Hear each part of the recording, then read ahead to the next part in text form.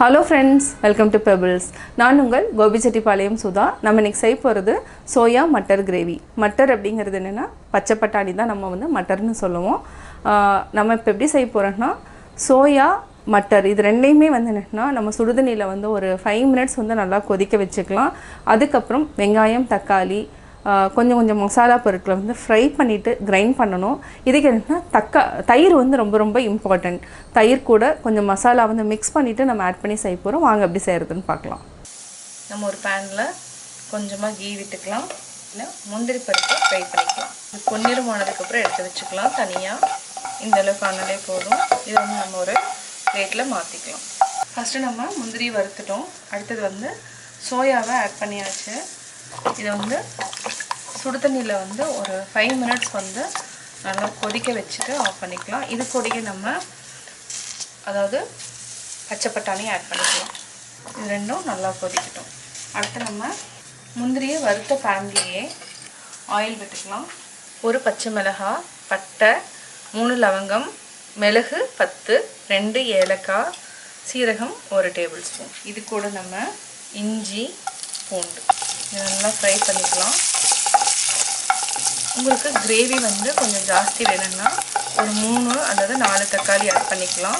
நான் வந்து இன்றைக்கி 2 தக்காளி ஆட் பண்ண போகிறேன். ஃபஸ்ட்டு வந்து பூண்டு, இஞ்சி, பச்சை மிளகாய் பச்சை வாசம் போகிற வரைக்கும் வதக்கிட்டோம். இப்போ நம்ம வெங்காயம் ஆட் பண்ணிக்கலாம். இதையும் நல்லா வதக்கிட்டோங்க. சோயா நல்லா வெந்துடுச்சு. அதே மாதிரி பட்டாணியும் வெந்துடுச்சு. நீங்கள் டைரெக்டாக கிரேவியில் போட்டிங்கன்னா பட்டாணி வந்து வேகாது. அதனால் கொஞ்சம் இதுலேயும் வேக வச்சுட்டு போட்டிங்கன்னா ஈஸியாக இருக்கும். இப்போ நம்ம வடிச்சிக்கலாம். அதாவது ஸ்ட்ரெயினர் எடுத்துக்கலாம். இதில் வந்து அப்படியே வடித்து எடுத்துக்கலாம்.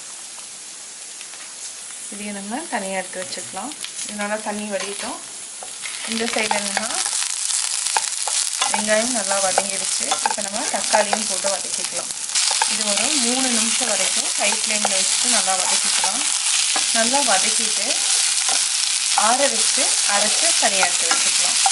இது கூட நம்ம என்னென்ன மசாலா சேர்க்க போகிறோம் அப்படிங்கிறத பார்க்கலாம். நம்ம தயிர் எடுத்துட்டோம். 40 ml இருக்கும். மல்லித்தூள் 1 டீஸ்பூன், மிளகாத்தூள் 1 டீஸ்பூன் அளவுக்கு நம்ம எடுத்துக்கலாம். மஞ்சத்தூள் ஒரு சிட்டிகை இருந்தாலே போதும். இது கூட கரம் மசாலா 1/2 டீஸ்பூன். தண்ணி ஊற்றிக்கலாம். நம்ம இதெல்லாம் மிக்ஸ் பண்ணுங்கள். வெங்காயம் தக்காளி நல்லா வதங்கியாச்சு. இப்போ நம்ம ஆஃப் பண்ணிவிட்டு ஆற வச்சு அரைச்சிக்கலாம். நம்ம ஆற வச்சதை அரைச்சி எடுத்துக்கலாம். அதே பேனில் 2 டேபிள் ஸ்பூன் ஆயில் விட்டுக்கலாம். சீரகம் 1/4 டீஸ்பூன் போட்டுக்கலாம். தயிர், மிளகாத்தூள் அதாவது மல்லித்தூள், கரம் மசாலா இதை நம்ம மிக்ஸ் பண்ணிக்கலாம். இதெல்லாம் மிக்ஸ் பண்ணி விடுங்க. இது ஒரு கொதி வந்ததுக்கப்புறம் நம்ம ஆல்ரெடி வெங்காயம் தக்காளி அரைச்சி வச்சுக்கிறோம் மசாலா சேர்த்து இதையும் நம்ம ஆட் பண்ணிக்கலாம். இது வந்து கொஞ்சம் வித்தியாசமாக இருக்கும் டேஸ்ட்டு. அதே மாதிரி சப்பாத்தி கூட சாப்பிட்றப்போ ரொம்ப டேஸ்ட்டாக இருக்கும். ஒரு 5 மினிட்ஸ் அதாவது எண்ணெய் நல்லா மேலே வர வரைக்கும் நம்ம வேக வச்சுக்கலாம். அதாவது பச்சை வாசனையும் போயிடும். நல்லா கொதிக்கட்டும். இது ஒரு 2 நிமிஷம் நல்லா கொதிச்சதுக்கப்புறம் நம்ம சோயாவையும் பச்சை பட்டாணியும் ஆட் பண்ணி கொதிக்க வச்சுக்கலாம். இப்போ நம்ம தேவையான அளவு உப்பு ஆட் பண்ணிக்கலாம். இது வந்து கரெக்டாக 2 நிமிஷம் ஆயிருக்கு. இப்போ நம்ம அடுத்து ஆல்ரெடி வேக வச்சுருக்கிற சோயா பச்சை பட்டாணியை ஆட் பண்ணிக்கலாம். நல்லா மிக்ஸ் பண்ணி விடுங்க. இது வந்து ஒரு 10 மினிட்ஸாவது வந்து நல்லா கொதிக்கணும். அதாவது மசாலா வந்து இதில் ஏறணும்.